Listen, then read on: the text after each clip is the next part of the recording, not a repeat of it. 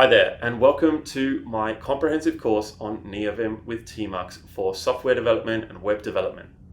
In this section, we're going to be covering language server protocols. And on top of that, we're going to be covering linters and formatters, and then completion with snippets, integrating the LSP, and also using AI assisted coding.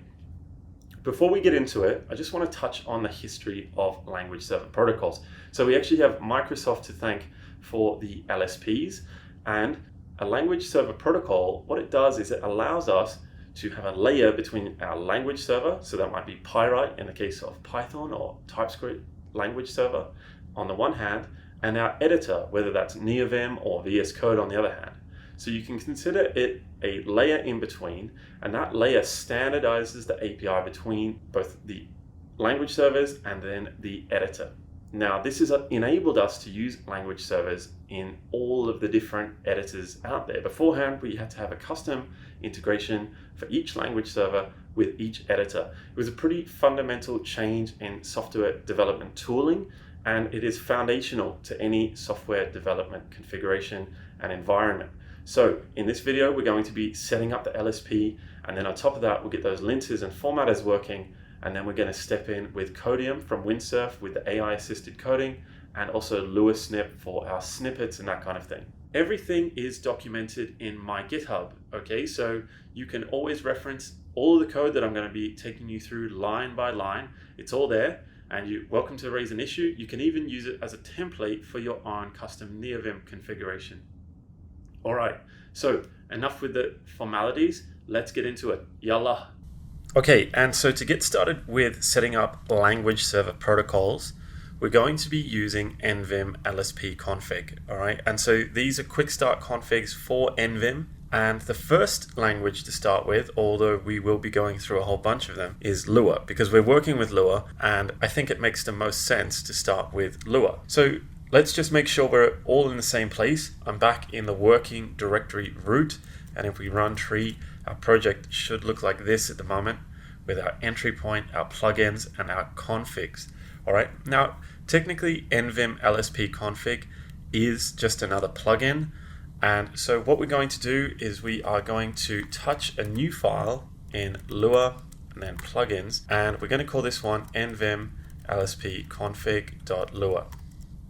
Now, of course, we can open up NeoVim, and that file's empty, so it's going to give us an error, but we can look up lspconfig, and we've got this empty file here, all right? Scroll down within GitHub, and we can see there's some instructions here. We've got, for example, this Packer example, which is another plugin manager. Doesn't matter because we've done it so many times now. We know how to do this with Lazy. And so I'm going to go into insert mode, and I'm going to return a new table. The plugin that we're looking for is going to be neovim/nvim-lspconfig. So this is going to obviously install it the next time that we open up NeoVim. The thing is, I also want to add in a dependency, and we're going to be introducing a number of dependencies. Okay, and so what we're going to also include is Mason. Now, Mason is a portable package manager for your LSPs, your language server protocols, also for your dApps, your debug adapter protocols, and your linters and formatters. In this tutorial, I'm going to be taking you through LSP setup for a whole number of languages, as well as linters and formatters for those languages. In a future video, I will take you through setting up the debug adapter protocol, but for the most part, I don't really use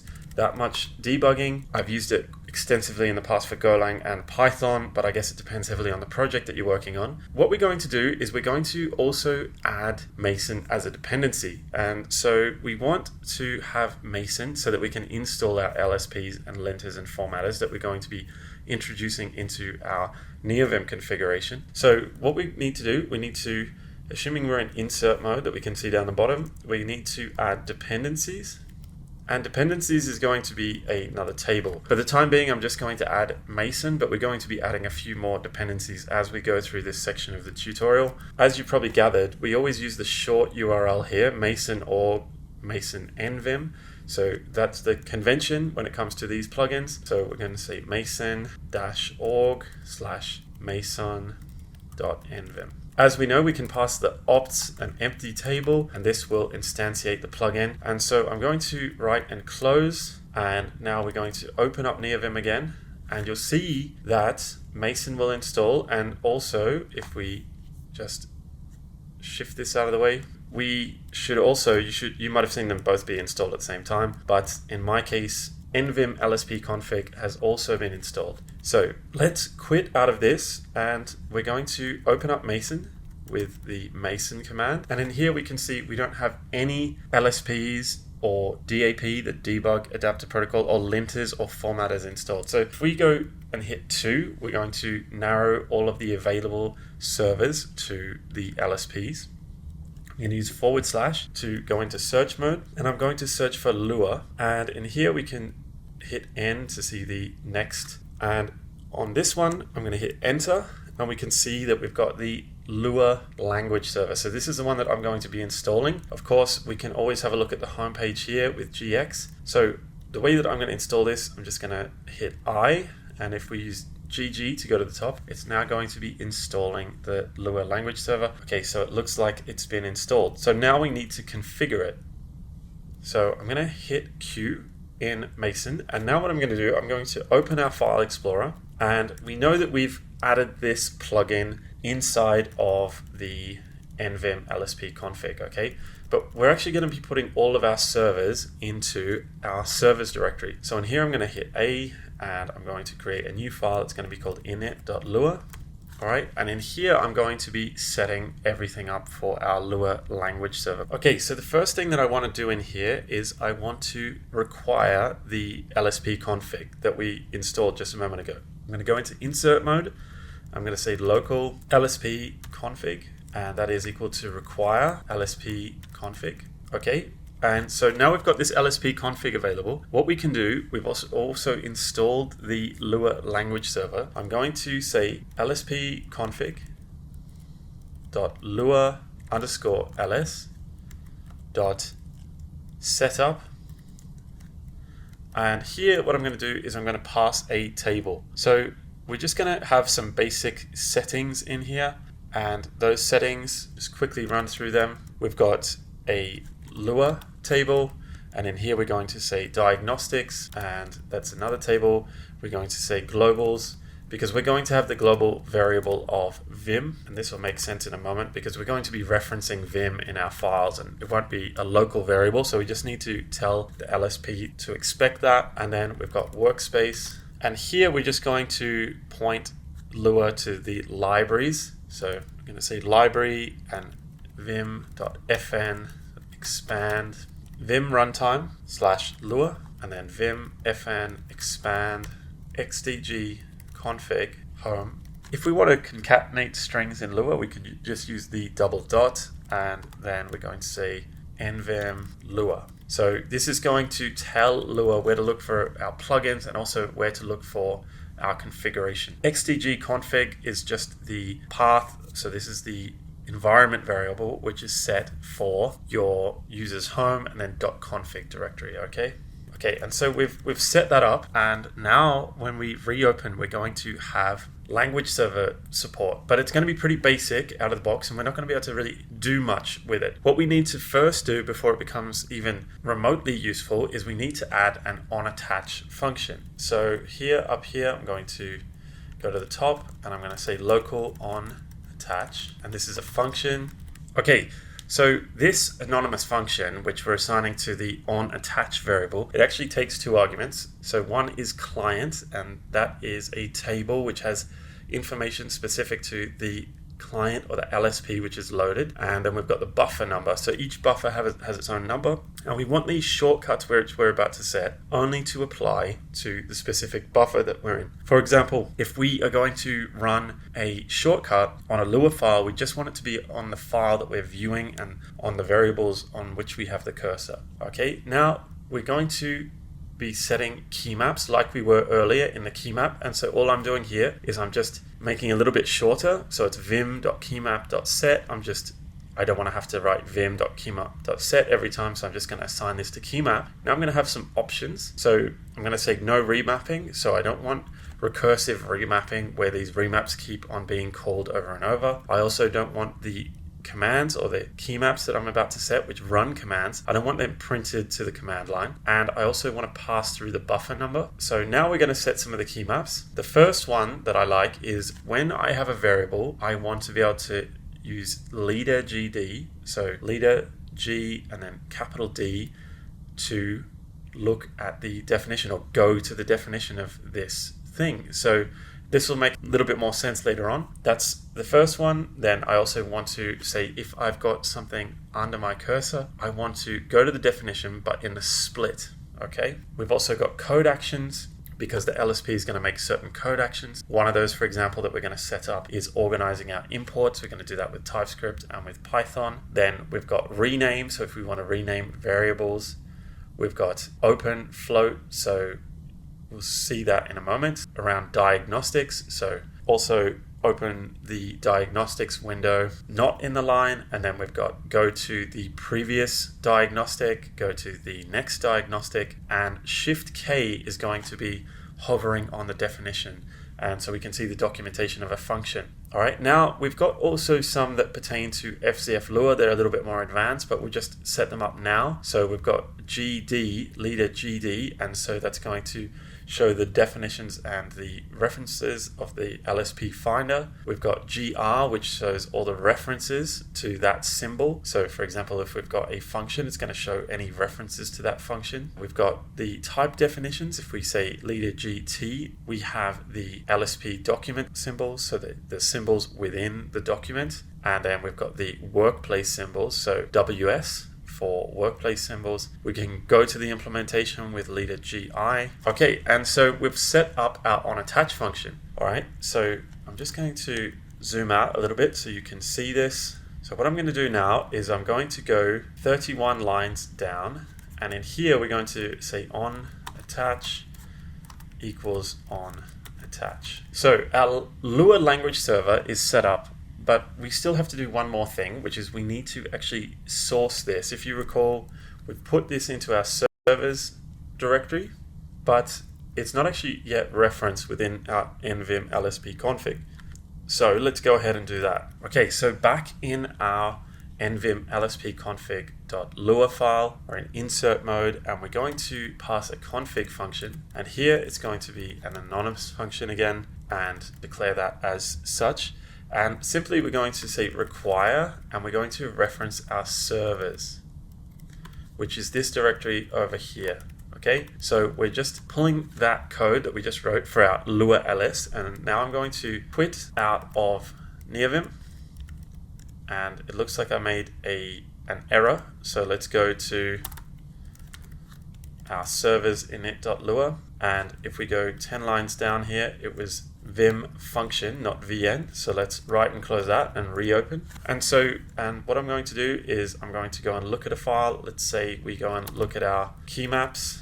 Okay, and you can see up in the right hand side it's saying Lua workspace loading, and if we run the command lsp info, we can see that we've got an active client, and that is our Lua language server. Okay, so what does this mean? Well, let's say we go to the top of the file, and I'm going to say hover with Control K onto the keymap function, and here what we can see is that we've got some information pertaining to it. So this is kind of the signature for this function. If I use GD, that's leader G capital D, then we can actually go to the definition of this. And in terms of Lua, obviously because it's a scripting language, it doesn't always have the same typing. You can achieve some of the typing with the document notation. Nevertheless, we have quite a lot of information. We can also go to the global vim variable, and so if you ever see this underscore capital G, that means that we're declaring a global variable. Now I'm going to hit Control O and then Control O again, and we're back here. And now what we want to do though is we actually don't have anything in the way of linters and formatters. So we've set up the LSP, but we haven't actually set up any linting and any formatting. If we go back to Mason, we will see that under we've got linters. If we search for Lua and hit N, we've got luacheck. I'm going to install luacheck, so that's installing, and then while we're doing that, I'm going to go and search for Lua in formatters, and the one that I want is stylua. So just look for that one. And if I go to all, we can see that all of these are installed. But much like in the way that we had to set up the LSP for the Lua language server here, we've now got to do that for stylua and luacheck. So obviously the linter is doing the static analysis. It's looking at any of the syntactical issues with the code. And then the formatter is going to format your file, and we're going to set it up so it formats on save. And that is the responsibility of stylua. Okay, so luacheck checks the code, it gives you diagnostic warnings and that kind of thing. And then stylua is going to be formatting it. And then the Lua language server gives you all kinds of information around definitions and all those shortcuts that we just set up. All right, so now I'm going to exit, but just while we're here, and a really good thing we can see here is we've got H, and that stands for hint. And as you can see at the end of the line, recall earlier we had set up mini. So this red is indicating that there's an empty space at the end of this line, which is unnecessary. But the thing is, we want to have kind of nicer diagnostics. We want to have a really great development experience, right? So H isn't really going to cut it. We want to have some icons there in that tray or in the gutter. So what I'm going to do now is I'm going to set a few things up in our utils, all right? So in utils, for example, I'm going to add one file. It's going to be called lsp.lua. And in lsp.lua, okay, so what I'm actually going to do is I'm going to move this onAttach function. I'm going to put it into our LSP file in our utils directory. So I'm going to say it's 26 lines down. So I'm going to say D26J. And now I'm going to use the fuzzy finder, lsp.lua. We can split it here, okay, and over here I'm going to go back so we know what we're working on. Now, we've got this onAttach function, but what I'm actually going to do, if you want to export a module, we can say local m module, and then we're going to have an empty table, and we're going to say m.onAttach is equal to this onAttach function, okay? And then down the bottom, what we're going to do is we're going to return the module. Make sure you've written that. And now what we've got to do is over here, obviously we don't have access to onAttach anymore. Over in our server's init file, we can see init here. And so I'm going to go to the top, and I'm going to say local onAttach equals require utils.lsp. So we have to reference the file here because it's not called init.lua. I'm going to say onAttach. So we're grabbing that function, and so now it's been inserted there, and now our Lua language server is set up. Now I mentioned a moment ago that we've got this H. This indicates that this is a hint. Well, I want to have some icons. So over in our utils, I'm going to add another file. I'm going to call this diagnostics, and let's open it on the right hand side. Put in my diagnostics, and I'll just walk you through it. So similarly to how we did the onAttach, I've got this M for module, and I'm going to say, okay, locally I want these diagnostic signs just to kind of keep these in order. And so here we've got a sign for error, sign for warning, hint is going to be a light bulb, and info is going to be an eye. And then what I need to do is I need to use this diagnostics, and so we can use Shift-K to hover on the definition of this, and we can see the documentation. We can see there's a config function, all right? And then if we hover on that with Shift-K, we can see more information pertaining to config. Nevertheless, I know that here we've got signs and text. And so for each of these, error, warn, info, and hint, I'm going to set the corresponding diagnostic sign, which is here. Now, of course, what we need to do is we need to require this diagnostic. So actually where I'm going to require this, you could do it in this file here, which is our init.lua in our servers, but I'm actually going to put it in lspconfig. And before we require our servers, I'm going to say require, and here I'm going to say utils.diagnostics, and finally I'm going to call setup, which is the name of our function here. All right, and I'm just going to call that inline. So now when we go back to the file, so let's restart NeoVim. Okay, so I've restarted NeoVim, and on the left-hand side, we've got our servers init.lua. On the right-hand side, we have our onAttach function. And as you can see now that H has been replaced with a light bulb, and so we've still got that empty line at the end, but the point is that we've got these icons, and a little bit later you're going to see errors and so forth, and we're going to see the corresponding icons for them. Okay, so a moment ago we installed luacheck, which is the linter for Lua, and then stylua, which is the formatter for Lua, and we are yet to configure those, but the way that I'm going to configure them is with this general purpose language server, efm-langserver. So when it says general purpose, what it is a language server, and we can provide it configurations for things like our linters and our formatters, and it's going to run those in the context that we stipulate. So for example, if it's a TypeScript file, we might want to have the linter, and so we'll have prettier and ESLint, and we're going to say please use prettier and ESLint when it comes to TypeScript files. Okay, so how do we configure that? Well, there's actually configurations out of the box, and this repository here, efm-lspconfig nvim, that is a really great repository. All we need to do is require the specific configuration for our linter. So if we click in here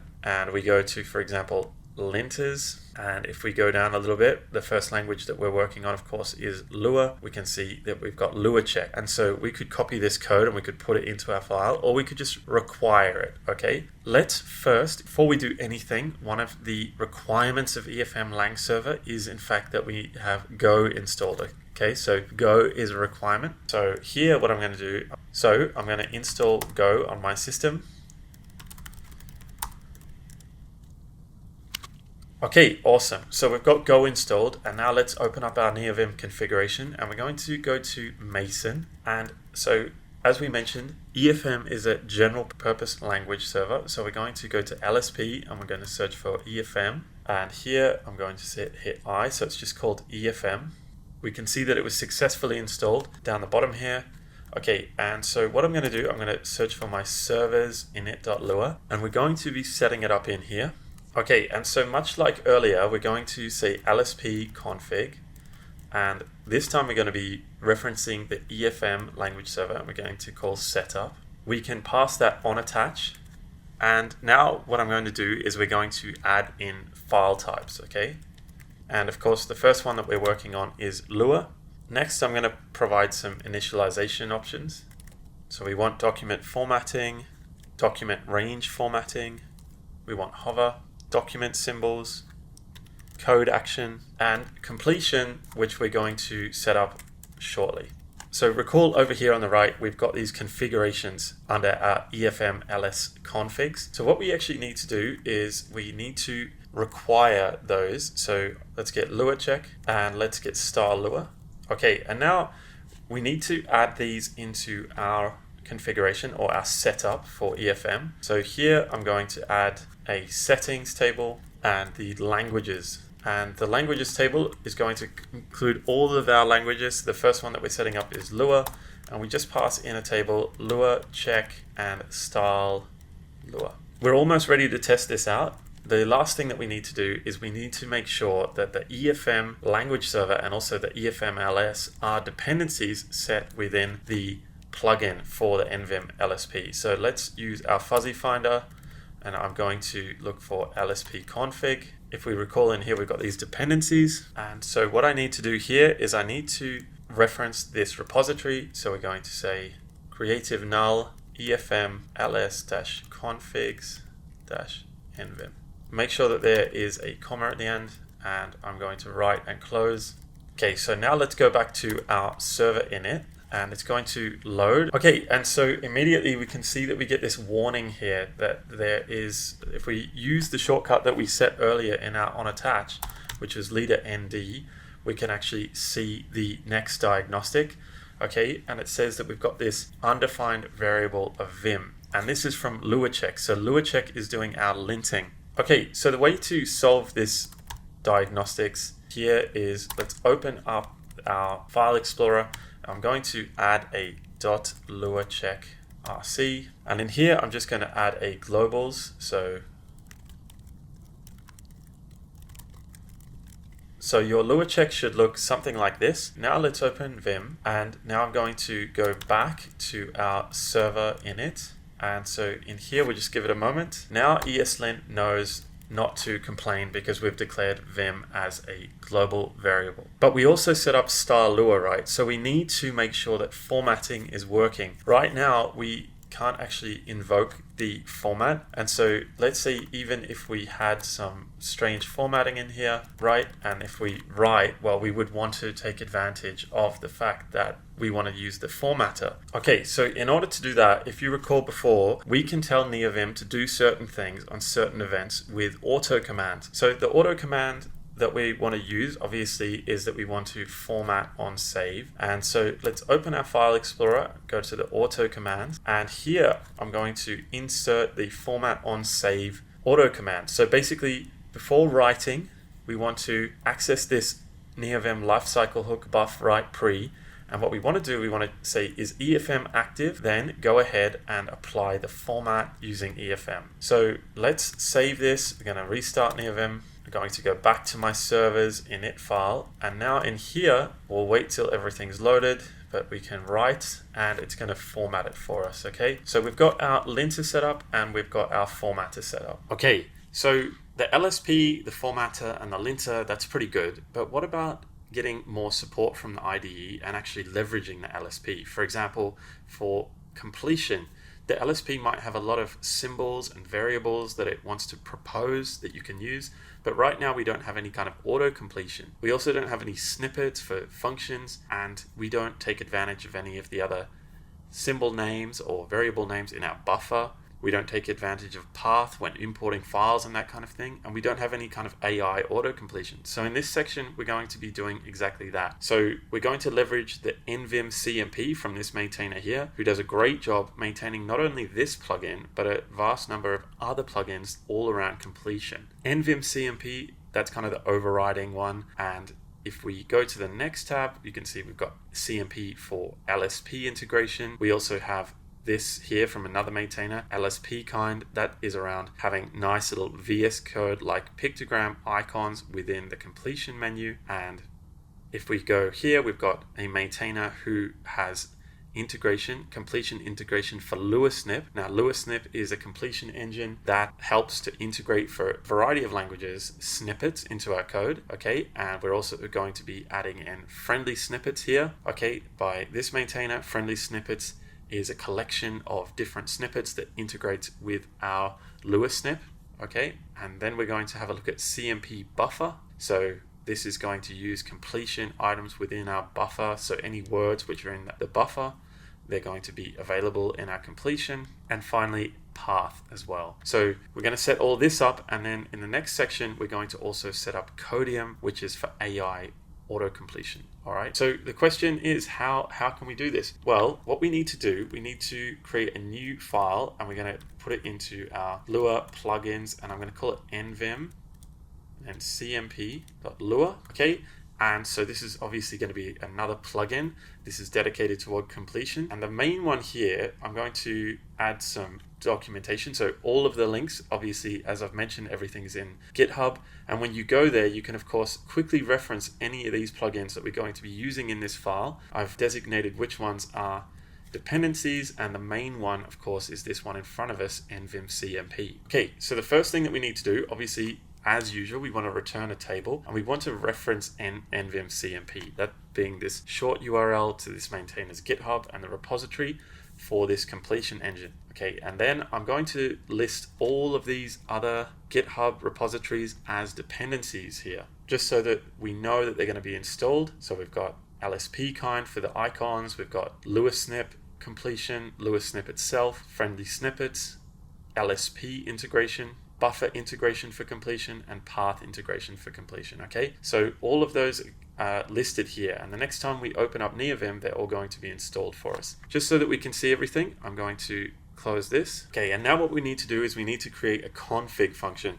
This is where we're going to set up completion. So we are going to start out with config and have an anonymous function. Then we're going to require lspkin, cmp, and also luacheck. And the first thing that we've got to do is we've got to just load up the luacheck loaders, and it leverages this VS Code stuff. And then what we want to do, I'm going to put this in the center for you, is we want to set everything up. One thing that we need to do is we need to first obviously expand the snippet for LSP expansion on luaSnip. And the next thing we want to do is we want to have some icons. So as we saw, we've got LSPkin, but we want to, of course, have icons. And so for the moment, I'm just going to keep this Tailwind commented out. We're going to come back to Tailwind, okay? Codeium as well. So I've got the icon set for Codeium, but we're actually going to come back to Codeium for the AI completion. Now, luaSnip, I'm going to have some scissors. The buffer, I'm just going to have a file to indicate that that refers to a buffer. Path, I'm going to have a folder just to show that that's a path. And then for an LSP, I've got this L symbol,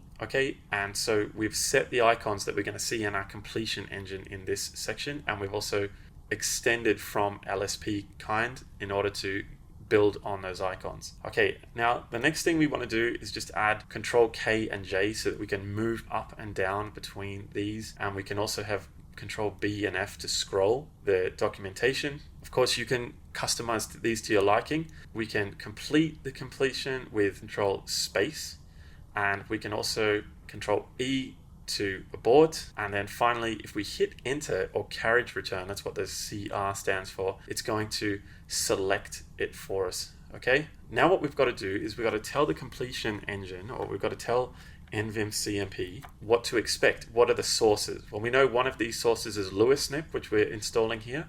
Another one is going to be the LSP that we've just set up for Lua, and we're about to set up for some other languages, and also buffer, path, and Codeium we're going to do in a moment. Okay, here these importantly are going to be set up, and if we write and exit out of NeoVim, we're going to go back in and everything will be installed for us. Okay, once that's done, we can close this and we can go to any old file. Let's just go back to our servers file that we're getting most familiar with. I'm going to use the fuzzy finder to go to servers init.lua. Now let's say we wanted to add something else to LSP config. We could say LSP config, and we can see we've already got auto completion.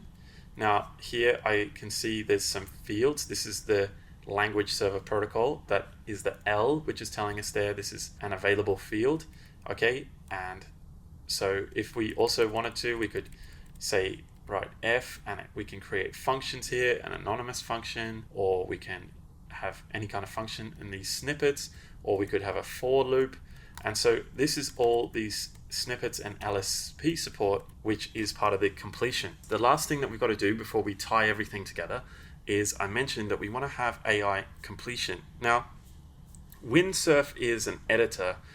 It's basically a pre-built IDE with AI integrated. However, it also has this NVim plugin for Windsurf. And so if we go to the GitHub repository here, we can see using Windsurf, we can set it up for auto completion. Now, in order to do this, what we're going to do is I'm going to create a new file, and once again it's going to be in the plugins directory, and it's going to be in a file called Codeium Lua.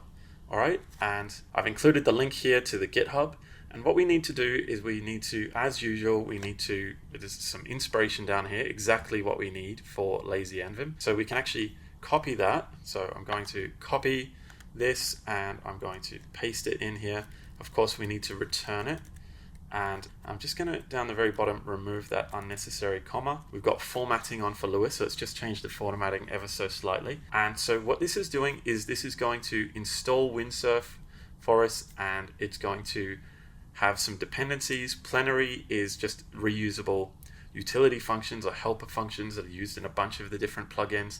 And of course, nvim-cmp here is a dependency that just ensures that it is loaded for Windsurf. And so then we require Codeium. Now, the very last thing that we need to do is we need to go and we need to put all of these capabilities into our server setup. So I'm going to look for our servers in it.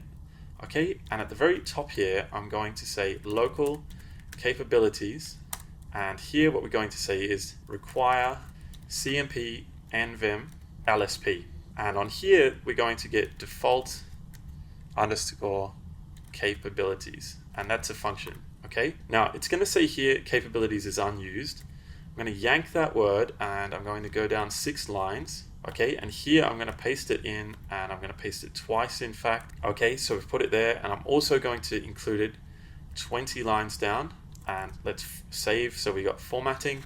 So now we're passing the completion into the different language servers that we're setting up, all right? And so these capabilities, whether they be for Codeium or whether they be for snippet, buffers or path or LSP, they're now passed into our language servers. All right, the last thing now that we need to do, let's go to our file tree and let's go to our nvim-cmp, and we want to uncomment two things. So firstly, I'm going to uncomment with gcc Codeium. So we've got the icon for Codeium, and then I want to go 24 lines down and I want to uncomment the sources to say that Codeium is going to be used for the completion. It's all looking pretty good. One last thing that we can do, if we go to nvim-lsp here, let's just make sure that in here, because we're requiring the capabilities and we're requiring this package, just for good measure, I'm going to reference, just as a dependency, the cmp nvim-lsp package, okay? We've already got it installed, but this just helps. Now, going to close this, but in a moment, when we restart our editor, everything's going to be installed, but it's actually, when it gets invoked for Codeium, it's going to ask us to provide a key. So we actually have to authenticate, because obviously the AI is not running locally on our machine. So down the bottom, you can see that it's just come up with, please log in with Codeium auth, okay? So I'm going to run Codeium with a capital C and then auth. And the option that I found easiest was just copy the URL to the clipboard, option 2. And now we've got to go over here and paste in the URL. Okay, I'm going to use my GitHub. Okay, and then I actually just pasted it twice. The second time comes up with my token. So copy your token and then put your token down the bottom here. Hit enter and it'll say API key saved. So now we can expand this. All right, and we'll use the fuzzy finder. We go back to the servers. We're in a position where we want to obviously start adding some other language servers. And so we've got the completion engine that's now going to help us do that. So the next one that I'm going to do is I'm actually going to add Python. All right, so what we can do, I'm going to go to the bottom of the file. And let's see, if we say lspconfig, we can see that the LSP is telling us that we've got 2 language servers available. All right, what about if we open Mason and I'm going to go to LSPs, I'm going to use Pyrite for Python. I'm going to install that. Okay, now let's see if we say Codeium is giving us a bunch of different options here for different languages. None of those are actually appropriate in our case. We want Pyrite. And so Codeium knows, okay, we want to set up Pyrite. I can just hit enter. And this is a very rudimentary setup for Pyrite, okay? Now, Pyrite is, in my configuration, I have a few more options. So let's go through the settings. So in here, I want to pass Pyrite, and then I'm going to say disable organized imports false, and then analysis. We see Codeium's provided us with a few here. So auto search paths, that's one that I use. And use library code for types, that's correct. Diagnostic mode is workspace. And finally, auto import completions, I set that to true. So that configures things for Pyrite. Now, of course, just like with Lua, we want to have a formatter and a linter. So let's go ahead and we're going to set that up. So let's go to Mason and I'm going to go to for linters, and in here I'm going to search for Flake 8. I'm going to install that, and under formatters I'm going to use the black formatter. Of course you can use anything that you like. Now if we go back to all, we'll just wait for them to be installed. It looks like everything was installed successfully. Now we do of course need to also mention them here. So local, I'm going to say black. I'm going to get that from the formatters. Flake 8 here. Now let's go 18 lines down, and I'm going to add in Python, and of course we're going to say Flake 8 and black, and I need to also add this in here to say we're going to have Python files. Okay, so we're starting to see a little bit of a pattern that we obviously can just add these different language servers. So we've got Lua and we've also got Pyrite, and so next I'm going to set up the LSPs for TypeScript and obviously also for JavaScript. So once again, let's go to Mason. I'm going to look for TypeScript, and here we can see the TypeScript language server, so I'm going to hit I. Now for the linter, I'm going to use ESLint-D, and finally for the formatter, I'm going to use Prettier. Okay, if we go back here, we can see what is being installed. So we've got ESLint, Prettier for our formatter, and then TypeScript language server. And just while we're here, I'm going to add file types. Just say that we want to Python for our Pyrite. Okay, and so now down the bottom, I'm going to say lspconfig.tsls setup. Okay, and just like earlier, we're going to have our onAttach is onAttach. Capabilities is going to be capabilities, and file types. So with this one, we're actually going to be applying it to a few. So we'll say TypeScript, JavaScript, and also TypeScript React, JavaScript. And under settings, we've just got a few more settings here as well. I'm going to say TypeScript, and I'm just going to set the indent style is going to be space, and the indent size is going to be 2. Okay, so our TSLS is set up, and of course we need to go back up here, and much like we did earlier, I'm going to first get ESLint. So the one that we're using is ESLint D for our linter. Formatter is going to be Prettier. Okay, and now under our files, I'm obviously going to have TypeScript, and then we're also going to have TypeScript React.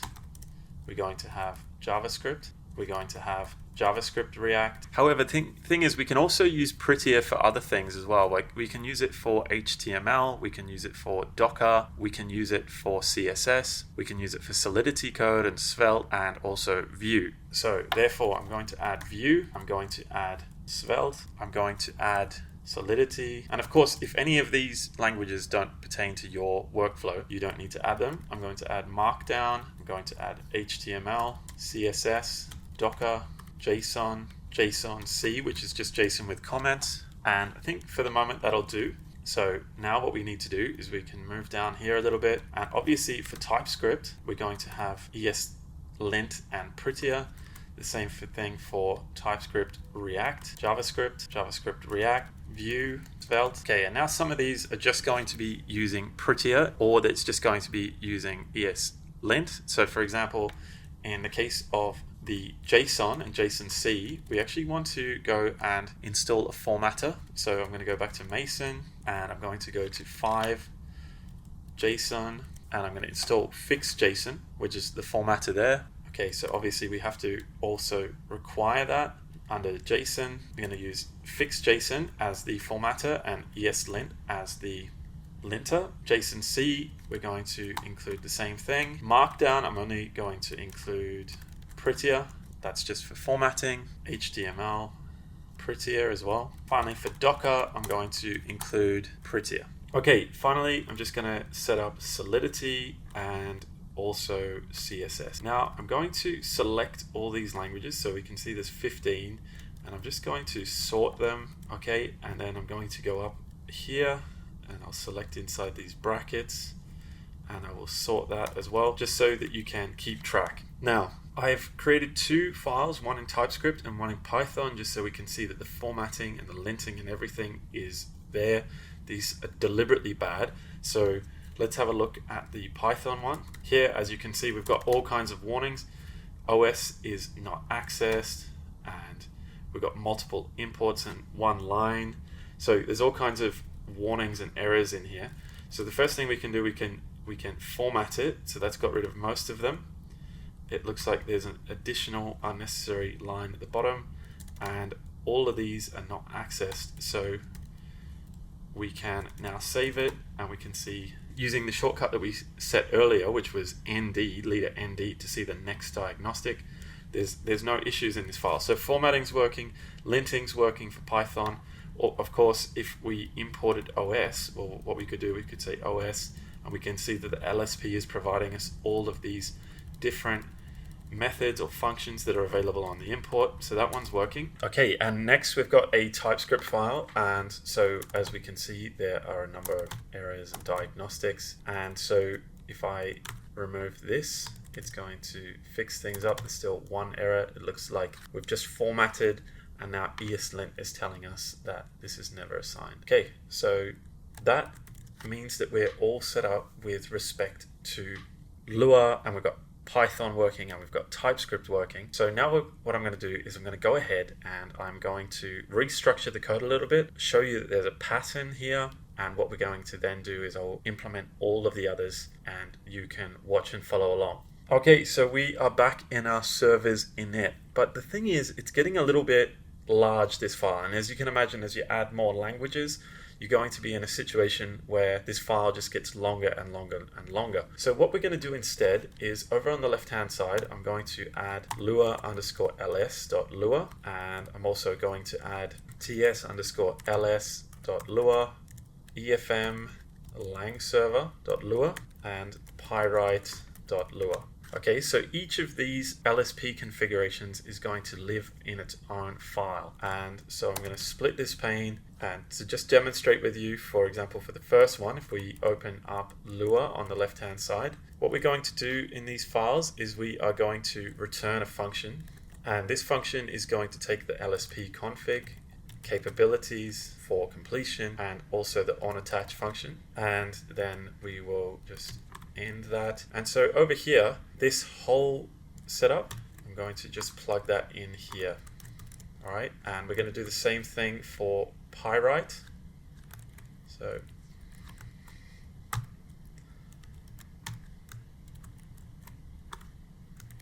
and of course the same thing for TSLS, and we'll get the TSLS, and then of course the last one that we've got to do here is the efm-langserver. So we'll go to EFM over here, and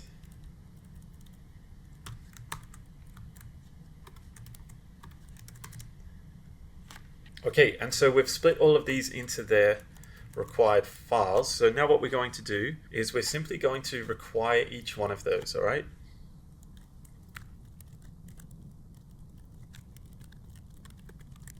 Okay, so each of these is now being required. So we've quit out, and now we're just going to have a look at our project. So you can see that our servers are going to be like this. We're going to have them all listed under servers, much like plugins and so forth. And so what I'm going to do now is I'm going to apply a bunch more configurations for LSPs and also get them set up with the efm-langserver on the other languages. So follow along.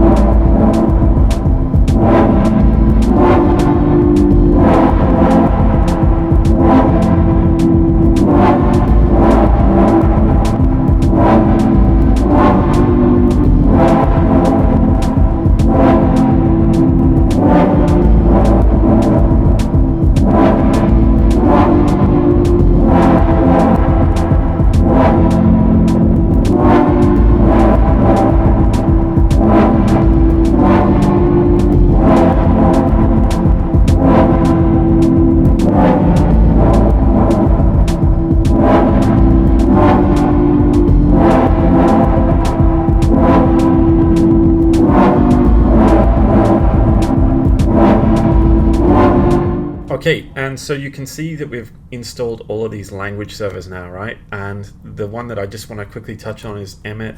So this is a broader one which applies to a lot of web dev technologies, that language server. You can always find out more by going to Mason, and then in here you can go to, say, Emmet if you want to learn more about that. And there's, of course, a lot more information pertaining to Emmet in the documentation. Okay, one last thing. When you go to your LSP file in your utils, that I want to point out though, and that is this import orders if it's supported by the client's LSPs. So for example, for TypeScript, Python, then what you can do, you can actually choose leader OI, and this, what it's going to do, if it is available on that LSP client, it's going to organize your imports for you.